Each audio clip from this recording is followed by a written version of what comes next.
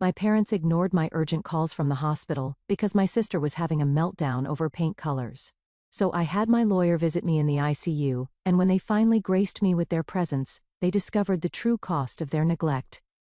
The fluorescent lights above me flickered as my vision started to blur. I gripped the podium tighter, trying to steady myself as 40 pairs of eyes stared back at me from the conference room. Something was wrong, terribly wrong. And as you can see from the Q3 projections, my voice wavered. The PowerPoint slides began to swim together, transforming into a kaleidoscope of meaningless colors. My heart wasn't just racing, it was trying to escape my chest entirely.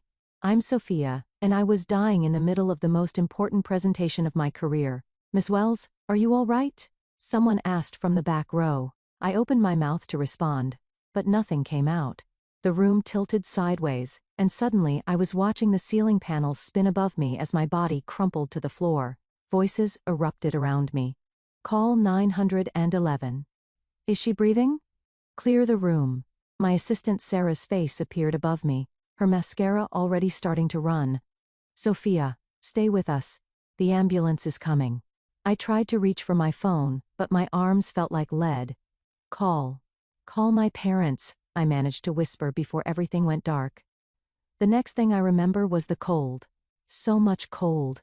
Doctors speaking in urgent tones, words like cardiac arrhythmia and immediate surgery filtered through my consciousness. Please, I begged the nurse, prepping my arm for an fourth. My phone. I need to call my family. She hesitated, then handed me my iPhone. With trembling fingers I dialed my mother's number straight to voicemail. I tried my father. Same thing. My texts grew increasingly desperate. Mom, I'm in the hospital. Dad, please answer. They're taking me to surgery. I'm scared. The nurse gave me a sympathetic look as she took my phone away.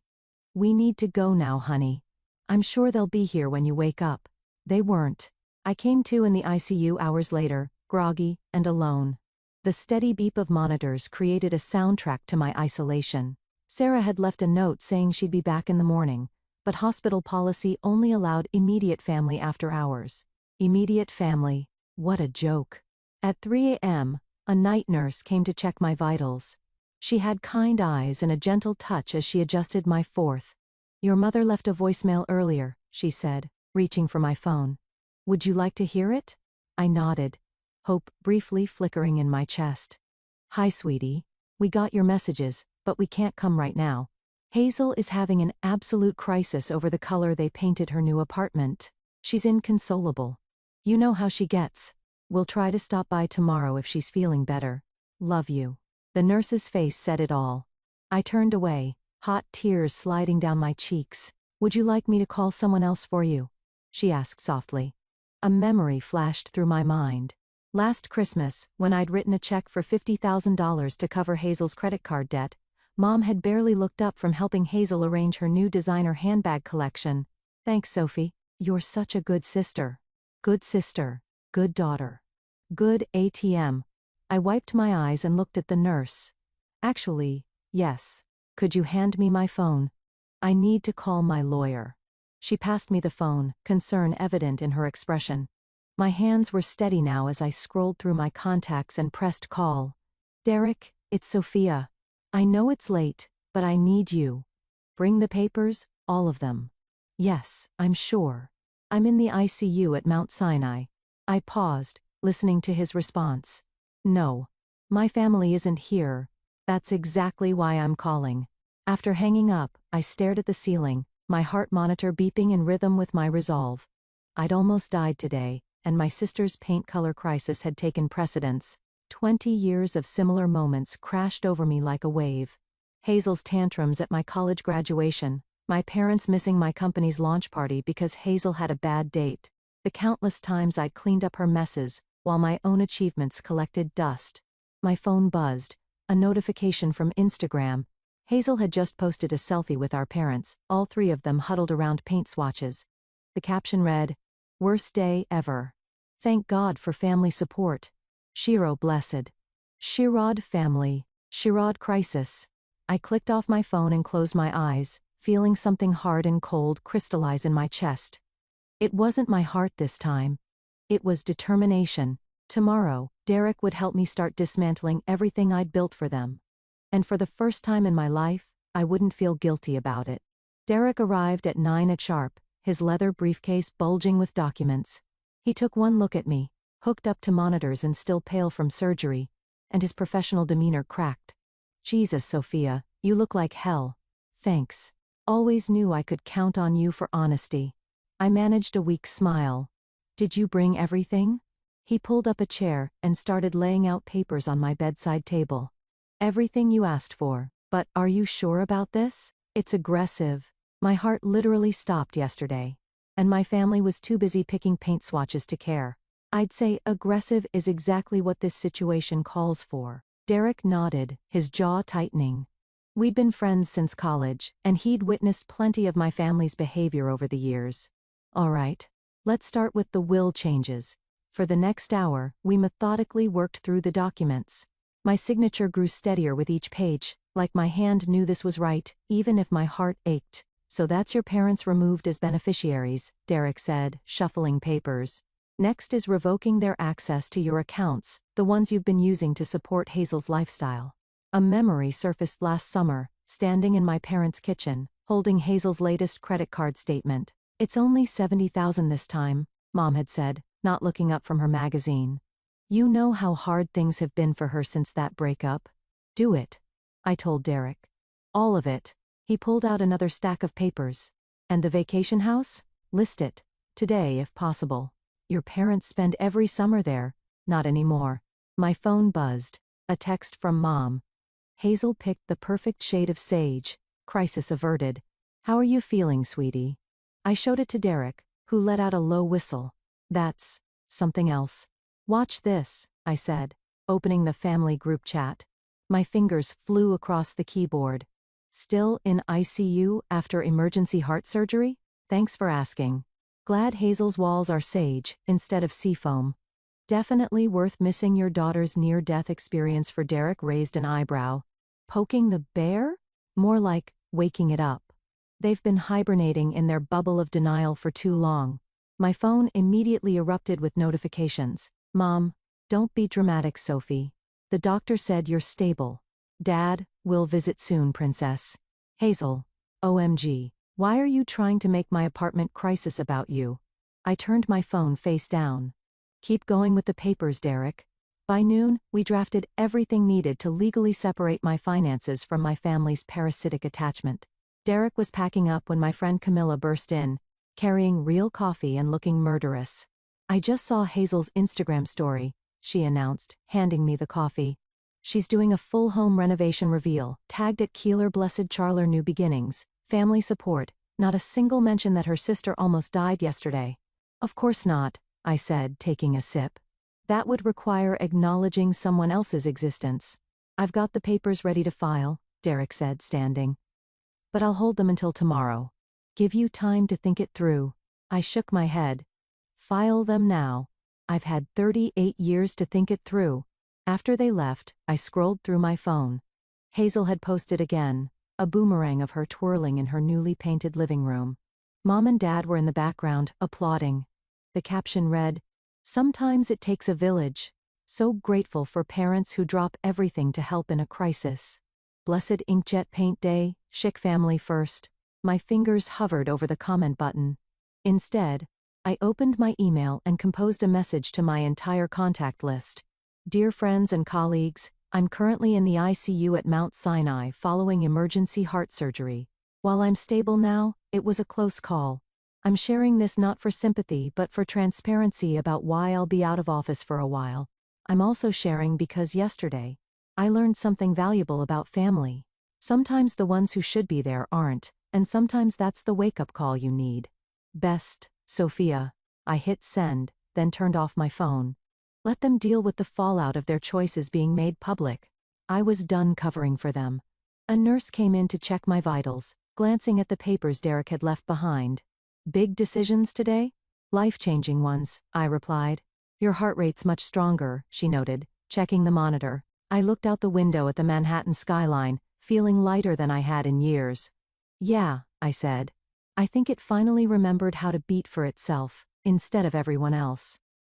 She patted my hand and left. In the quiet of my hospital room, I could have sworn I heard the sound of bridges burning, and it sounded like freedom. 3 days after my surgery, my parents finally graced me with their presence. Mom swept in, wearing her signature Hermes scarf, carrying a bouquet that probably cost more than my hospital bill. Dad trailed behind, looking uncomfortable in the sterile environment. "Oh, darling," Mom exclaimed, as if we were meeting for lunch rather than visiting her daughter post-cardiac event. "These fluorescent lights are absolutely brutal on your complexion. Nearly dying tends to do that," I replied flatly. Dad cleared his throat. "Now, princess. No need for that tone. We're here now." 3 days later, Mom arranged the flowers, filling the silence with chatter. Hazel wanted to come, but she's still dealing with the contractor. Such a nightmare. They completely botched the crown molding. She's been crying all morning. I pressed the morphine button on my IV, not for pain, but for patience. "Where is Hazel anyway?" Dad asked, looking around as if she might materialize from behind the curtain. "Probably posting about her crown molding crisis on Instagram," I said. "Did you know her story about paint swatches got more attention than my emergency surgery announcement?" Mom's hands stilled on the flowers. "Sophia, please. You know how sensitive she is. She's been absolutely beside herself about your situation." "My situation?" I repeated. "You mean, my heart stopping?" A knock at the door saved them from responding. Derek entered, impeccable in his suit, carrying a leather portfolio. My mother's face lit up. She'd always hoped we'd date. "Derek, how lovely to see you. Are you here to check on our girl?" "Actually," he said, walking to my bedside, "I'm here in my professional capacity." He handed me a folder. I opened it slowly, savoring the moment. "Mom, Dad, you remember Derek's my lawyer, right?" The color drained from my mother's face. Dad's forced smile flickered. "These are copies of documents I filed yesterday," I continued, my voice steady. "I've removed you both from my will, revoked your access to all my accounts, and listed the vacation house in Florida for sale. The house," Dad stammered. "But where will we go in the summer?" "Not my concern." Mom's perfectly manicured hand flew to her throat. "Sophia, you can't be serious. We're family." "Family?" I laughed, and the heart monitor betrayed my spike in anger. "Let me tell you about family. Last month, I paid off Hazel's $70,000 credit card debt. The month before that, I covered her rent when she forgot to pay it for 3 months. Last year, I funded her failed jewelry business. Want to know what I got in return? When my heart stopped and I needed you most, you chose paint swatches over your dying daughter." "That's not fair," Dad protested weakly. "No. What's not fair is that I've spent my entire adult life being your backup plan, your safety net, your human ATM. Well, guess what? The Bank of Sophia is officially closed." Derek handed them each a stack of papers. "These detail the changes. I'd suggest reading them carefully." Mom's hands shook as she flipped through the documents. This is ridiculous. You won't go through with this?" "Family sticks together, Sophia. You know that." I looked her directly in the eyes. "If that's true, how come I almost died alone?" The silence that followed was deafening. "The house is already listed," Derek added quietly. "We expect it to sell quickly in this market." Dad sank into a chair, papers crumpling in his grip. "Princess, please. Let's talk about this rationally." I had plenty of time to think rationally while lying here alone for 3 days, I said. "Did you know the nurses took turns sitting with me after surgery because they felt bad that I had no family here?" Strangers showed more concern than my own parents. Mom's mascara was starting to run. "You're being dramatic. We came as soon as we could. After Hazel's paint crisis was resolved," I corrected. "Check your priorities, Mom. Better yet, check your phone. I'm sure Hazel's having another meltdown about crown molding right now." As if on cue, Mom's phone buzzed. She glanced at it instinctively. "Go ahead," I said. "Answer it. We both know you will." She stood, smoothing her skirt with trembling hands. "This isn't over, Sophia. You're upset. You're not thinking clearly. We'll discuss this when you're feeling better." "Actually, we won't." I pressed the call button. "Nurse, I'm ready for my rest now." As security escorted them out, a precaution Derek had arranged, I heard Mom's voice crack. "She can't do this. She's our daughter." No, I whispered to the empty room. I'm just the backup daughter you never wanted but always needed, and I quit. The monitor showed my heart rate returning to normal, steady, and strong, like it knew this was just the beginning. My phone rang at 3 a.m. Hazel's name flashed across the screen, and I answered out of morbid curiosity. How dare you? Her voice crackled with rage. How dare you do this to Mom and Dad? Good morning to you too, Hazel. How's the crown molding crisis? Don't you dare be sarcastic with me. They're devastated. Mom hasn't stopped crying, and Dad had to take a Xanax. I adjusted my hospital bed to sit up straighter. Interesting how they can have such strong reactions to consequences, but couldn't muster any concern when I was literally dying. Oh my God, you're not dying. Stop being so dramatic. My heart stopped, Hazel. Actually stopped. But please, tell me more about your paint emergency. She made a sound between a scream and a sob. You need to fix this. Call Derek right now and undo everything. Or what? Or, she sputtered. Or I'll never speak to you again. I laughed, genuinely laughed, for the first time in days. Is that supposed to be a threat? The line went quiet for a moment. When Hazel spoke again, her voice had that familiar manipulative tremor, the one that usually preceded getting her way. Remember when we were kids, and you promised to always take care of me? A memory flashed. I was 12, Hazel, 6. She destroyed my science fair project the night before presentation, dumping glue all over weeks of work. Mom had blamed me for not sharing my supplies. Actually, I do remember, I said. I remember a lot of things, Hazel. Like how I sold Grandma's ring, my only inheritance, to bail you out of debt 3 years ago. Remember what you said then? Thanks, sis. You're the best. Right before you went on a shopping spree with Mom? That's different. I needed you always need. And I'm always expected to provide. Well, guess what? I'm done. Mom wants to meet, she said, changing tactics. One last family meeting, to talk things through. I considered this. Fine. Tomorrow, at noon. The hospital cafeteria. But my contractor noon. Take it or leave it. She agreed, but I wasn't done. And Hazel? I'm bringing Camilla. Your annoying friend?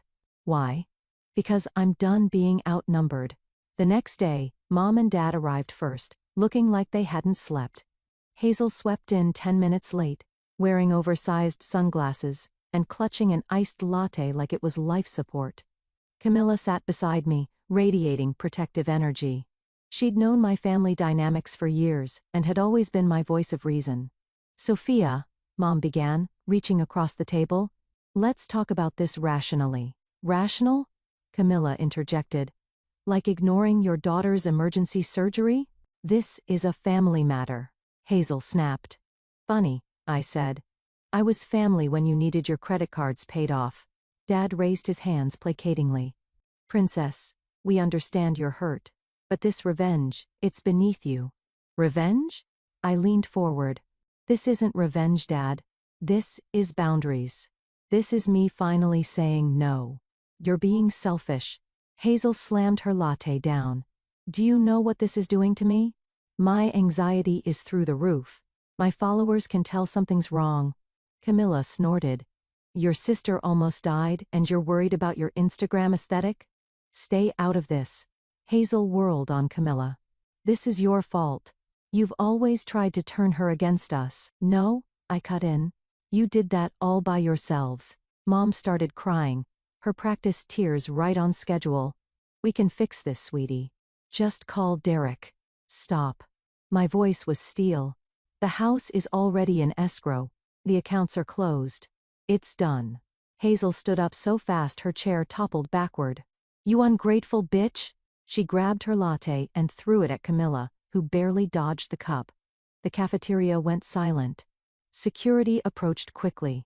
And that, I said quietly, is exactly why this is happening. As security escorted Hazel out, her screams echoing down the hallway, I turned to my parents. We're done here. Sophia, please. Mom tried one last time. No. I'm going to be discharged tomorrow. When I leave this hospital, I'm leaving this dysfunction behind too. I stood up, Camilla steady beside me. Oh, and one more thing. I've instructed my lawyer to file a restraining order against Hazel. Consider this her first and last warning. Walking back to my room, Camilla squeezed my hand. You okay? I nodded, feeling lighter than I had in years. You know what's funny? My heart's actually beating better now that I've stopped letting them break it. Behind us, I could hear Hazel's distant screams mixing with Mom's sobs, the sound of consequences finally catching up to them all. The Florida house sold in 3 days, well above asking price. I signed the final papers from my new apartment where I'd been recovering for the past week. Derek sat across from me, sliding over a cashier's check. $4,200,000, he said. What are you going to do with it? First, I'm hiring an estate sale company to clear it out. Everything goes, including the piano? My hands stilled over the check. The baby grand piano, my childhood sanctuary. Mom had given it to Hazel on her 16th birthday, despite knowing I was the only one who played. Especially the piano. My phone buzzed. A news alert. Local woman removed from luxury boutique after altercation with staff. The thumbnail showed Hazel being escorted out by security, mascara running down her face. Your sister's making headlines, Derek noted, peering at my screen. She always wanted to be famous. I forwarded the article to Camilla, who replied instantly. Karma's working overtime. The estate sale company arrived the next day. I watched via FaceTime as they cataloged everything, marking prices on pieces of my past. The woman in charge, Marie, held up a familiar jewelry box. What about this? Inside was a space where my grandmother's ring had once lived before I'd sold it to cover Hazel's gambling debts. Sell it, I said. Everything goes. Sophia. A voice screeched from off-camera. Hazel had somehow gotten past security. You can't sell Mom's anniversary china. Marie turned the camera, showing Hazel trying to grab items off a table. Should I call the police? Immediately. I watched as Hazel was removed again, this time screaming about family heirlooms and betrayal. My phone lit up with texts from Mom. How could you sell our memories? Your father is heartbroken. That piano was for Hazel. We're still your family. I blocked their numbers. Later that afternoon, Derek called. His voice was tense. We have a situation. Hazel tried to file for temporary conservatorship over you. She what? She's claiming your cardiac event affected your mental capacity, says your erratic behavior proves you're unfit to manage your affairs. I laughed, but there was no humor in it. Let me guess. She's volunteering to manage my money for me? Got it in one. Don't worry, it's ridiculous. No judge would upfight it, I interrupted. Hard, make it expensive. And Derek, countersue for Hutzment. The estate sale started on Saturday. I watched the security cameras from my phone as strangers picked through my family's carefully curated image. The piano went first, to a music school. Perfect. My phone pinged with an email from an unfamiliar address. The subject line made my blood run cold. Your father's medical records. What is this? I asked Derek over speakerphone. Open it. Inside was a single line. Dad had a heart condition too. Mom never told you. Guess she loved one daughter enough to warn her. I felt my new, stronger heart skip a beat. Is this true? I had it verified. Derek said quietly. Your father has the same condition. Genetic? Hazel's been monitored for it since childhood. The room spun. They'd known. They'd known I could have inherited this. And they never told me. Protected Hazel, but not me. Never me. Derek? My voice was steady despite the trembling in my hands. Remember when you said the conservatorship claim was ridiculous? Yes? Prove it. Release my medical records to the court. Show them I'm not only competent, I'm thriving post-surgery. Then leaked the fact that they knew about this genetic condition, and deliberately withheld the information. That's nuclear, Sophia. They nearly let me die, Derek. Nuclear feels appropriate.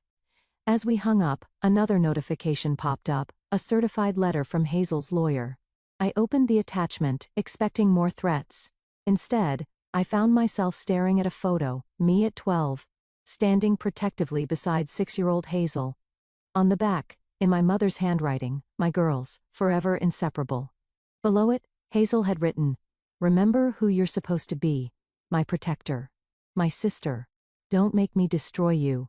I forwarded the threat to Derek, then opened my laptop. It was time to tell my story. All of it. The decades of manipulation, the financial abibe, the medical neglect, no names, just truth. As I typed, I remembered something my grandmother told me before she died. Sometimes the bravest thing you can do is stop protecting people from the consequences of their own actions. My fingers flew across the keyboard, each word a brick in the wall I was building between my past and my future. Let them come. Let them threaten. I wasn't their protector anymore. I was finally my own. My blog post went live at midnight. By 6 a.m., it had over 100,000 shares. "The A Story of Family Toxicity and Survival," read the headline. I hadn't named names, but anyone who knew us would recognize the truth. Camilla called first. "Have you seen Twitter? You're trending." I refreshed my feed. Thousands of comments, most from people sharing similar stories of family dysfunction. The phrase golden child syndrome was everywhere. "Your mother's country club friends are having a field day," Camilla continued. Apparently, she had to leave her tennis match early because everyone was whispering. My phone buzzed. "Nicholas, Hazel's on-again, off-again boyfriend? Your sister's losing it," he said without preamble. "She's been screaming for hours, throwing things. I can't handle this anymore. Not my problem.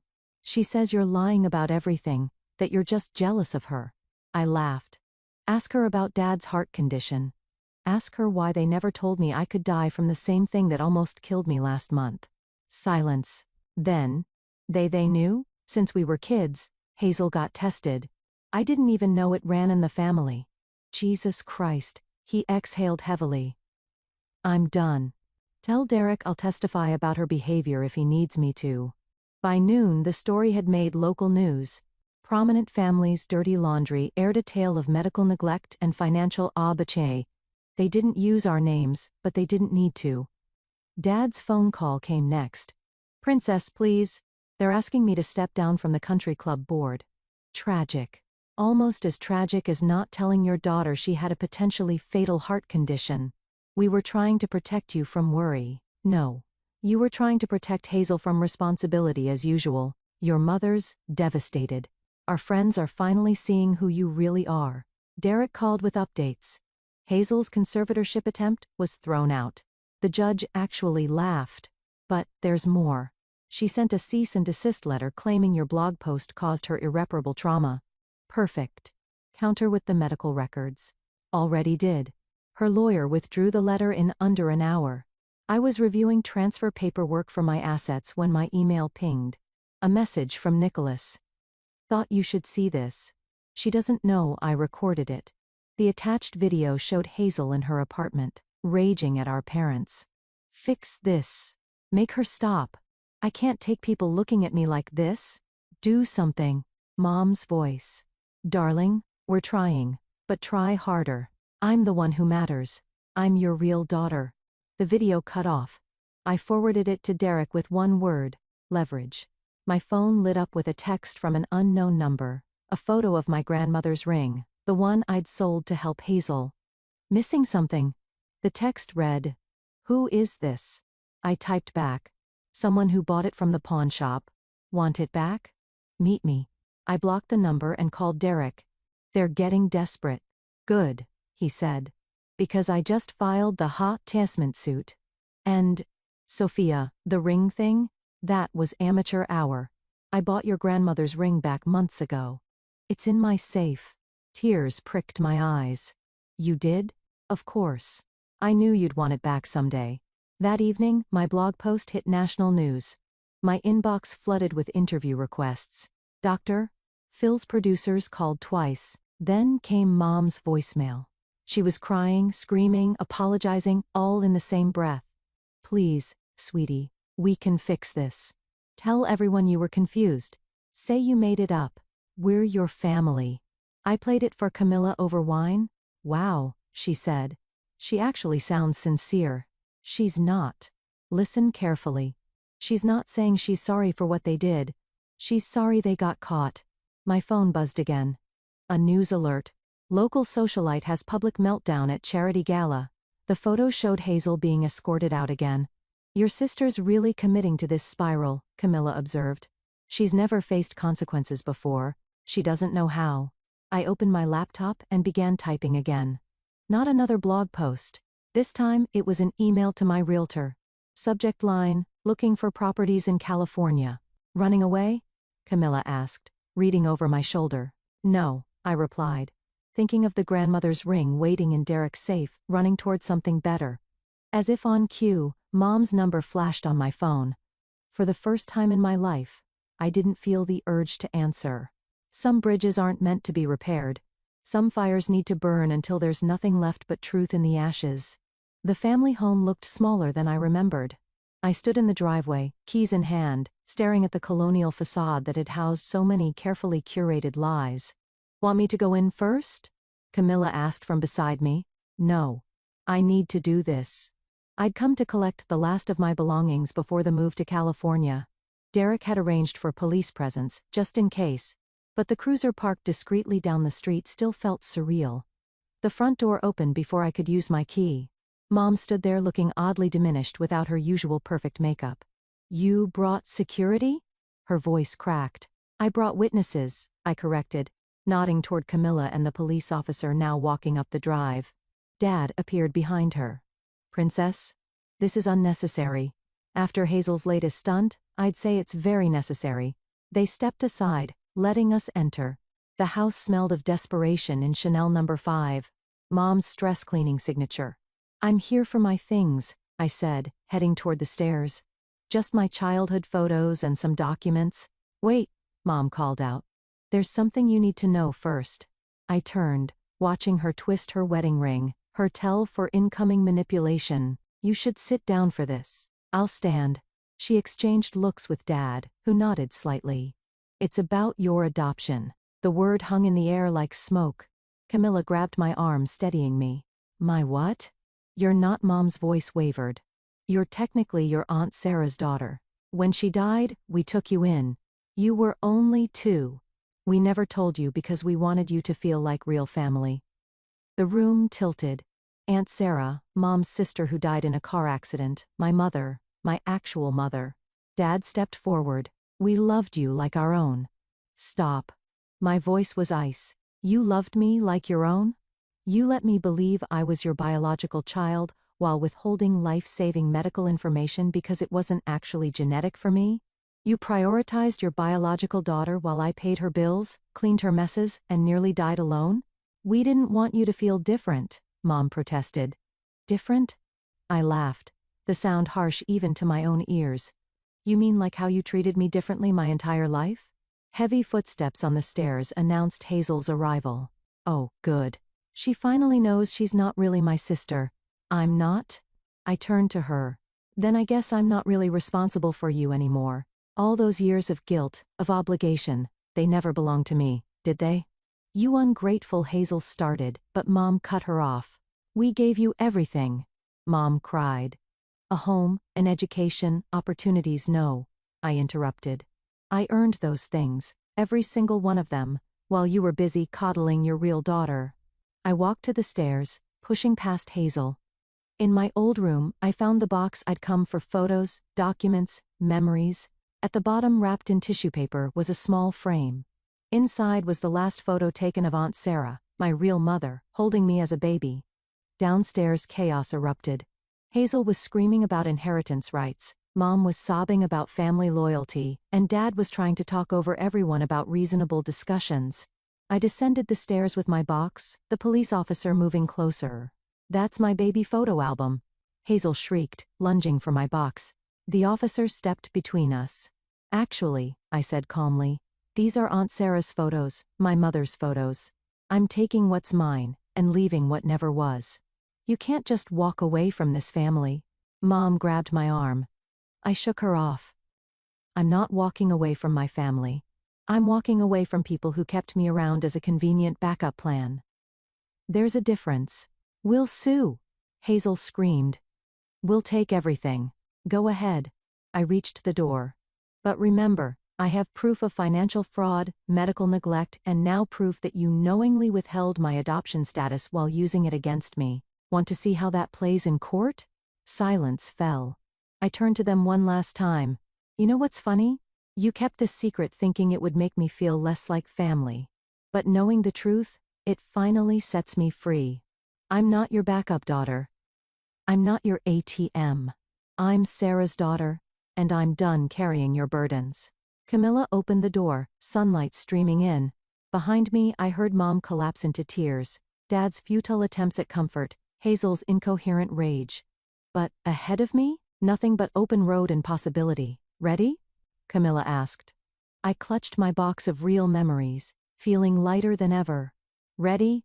We walked out into the sunlight, leaving the shadows of lies behind. In my pocket, my phone buzzed with another lawsuit threat from Hazel's lawyer. Let them come. I had truth on my side now, and truth I was learning was the strongest weapon of all. The California sun streamed through my office window as I finished typing my last blog post. My heart, now steady and strong, kept perfect rhythm with the keyboard clicks. And that's how I learned that family isn't about blood or obligation, I wrote. It's about choice. Every day, we choose who we let into our hearts. My phone lit up with Derek's call. The lawsuits are officially dismissed, he announced. All of them. The judge called them, and I quote, frivolous attempts at financial manipulation. How's Hazel taking it? Not well? Have you seen the tabloids? I pulled up the latest headline, Socialite's public meltdown goes viral. My sister ruined my life. The video showed Hazel throwing drinks at paparazzi outside a Manhattan restaurant. She's trending again, I said. Not the kind of fame she wanted. Speaking of trending, Mom had sent an email. The subject line read, Your father's birthday. Inside was a photo of our last family vacation before everything imploded. Below it she'd written, We miss you. Can't we just go back? I clicked delete. My doorbell rang. Camilla stood outside with 2 coffees and a small package. Special delivery from Derek, she announced, handing me the box. Inside, nestled in velvet, was my grandmother's ring, the one I'd sold for Hazel, the one Derek had rescued. But now it sat on a new chain transformed into a necklace. Derek said you might want to wear it differently now, Camilla explained. New meanings for new beginnings. I fastened it around my neck just as my laptop chimed. A donation confirmation. I just funded a year of cardiac screening for low-income families through my local hospital. The program was named after Sarah, my real mother. Your support group starts soon, Camilla reminded me. Ready? I logged into the video call where dozens of faces appeared, all people who'd found their own strength through my story. We weren't just healing ourselves, we were building something new. Welcome everyone, I began. Today we're talking about setting boundaries without guilt. Halfway through the session, my phone buzzed. A text from Nicholas. Thought you should know. Hazel's trying to sell a story to the tabloids about your adoption. But don't worry. I sent them the video of her admitting to financial fraud instead. I smiled. Karma really was working overtime. Another email arrived from Dad this time. The subject line made me pause. I'm sorry. For what it's worth, he'd written. I was wrong. We were all wrong. Not just about how we treated you, but about what family means. You're stronger than any of us ever were. For the first time, his words held no power over me. I didn't need his approval, or his apology. I was no longer that girl desperate for her family's love. The support group session ended with our usual affirmation, we choose ourselves today. Camilla pointed to my laptop screen. Look at your blog comments. A new message stood out. I left my toxic family today. Your story gave me courage. Thank you for showing me that walking away isn't giving up. It's growing up. I touched my grandmother's ring, now resting over my heart instead of weighing down my hand. Ready for dinner? I asked Camilla. The new Thai place has outdoor seating. Always. Oh, and I invited someone from your cardiac support group, that writer who also survived family drama. She seemed cool. Outside, the sunset painted the sky in colors no paint swatch could capture. My phone buzzed one last time, Hazel posting another rant about family betrayal. I turned off notifications and smiled at Camilla. You know what? I think I'm finally done carrying their stories. It's time to live my own. We walked toward the restaurant, my grandmother's ring catching the last rays of sunlight. Behind us, a stream of comments flowed on my blog post. You helped me find my voice. I'm choosing myself today. Thank you for showing us the way out. Revenge had brought me here, but it wasn't what kept me standing. That came from something stronger, the power of choosing myself, of building a life where love didn't require sacrifice. My heart beat steady and true, no longer racing to please others or breaking under the weight of unwanted obligations. This was freedom, this was peace. And it tasted sweeter than any revenge ever could. After listening to today's story, perhaps it has raised some new questions in your mind, or maybe it has brought back some old memories. Every day on Reddit, new experiences and moments create fresh stories, and they connect all of us. Everyone has their own unique journey in life, and we all try to understand the world in our own way. These kinds of moments remind us that we are all human, sometimes happy, sometimes sad, and always learning something new. If you enjoyed this story, feel free to share it with your friends. Your thoughts and feedback are always valuable to us, as they motivate us to create even better content. Every story has its own unique angle, and our goal is to understand everyone's perspective and make our content diverse and relatable. Stories like these help us realize that life's journey is different for everyone, and by hearing other stories, we learn something new. You can also share your own stories with us. Your experiences are valuable to us as well, and if you enjoyed this video, please leave your feedback. We aim to create content that brightens your mind and gives you new ideas every time. If you've already seen this video before, your feedback is still important. With every piece of feedback, we can improve our content and bring a new perspective to our viewers. Today, what we saw was just a small part of the many stories shared on Reddit and across the world. It's a reminder of how we all try to understand life by sharing our experiences with each other. This video was only an example of how we try to connect with others through storytelling, learning about different sides of life. We hope to continue sharing such stories that help us all learn and grow together. Thank you for your time, and don't forget to keep an eye out for more stories coming soon. If you haven't already, please like and follow for more amazing content. Your support keeps us going, and we will strive to bring you more thought-provoking and heartwarming stories. Until next time, take care and stay curious. **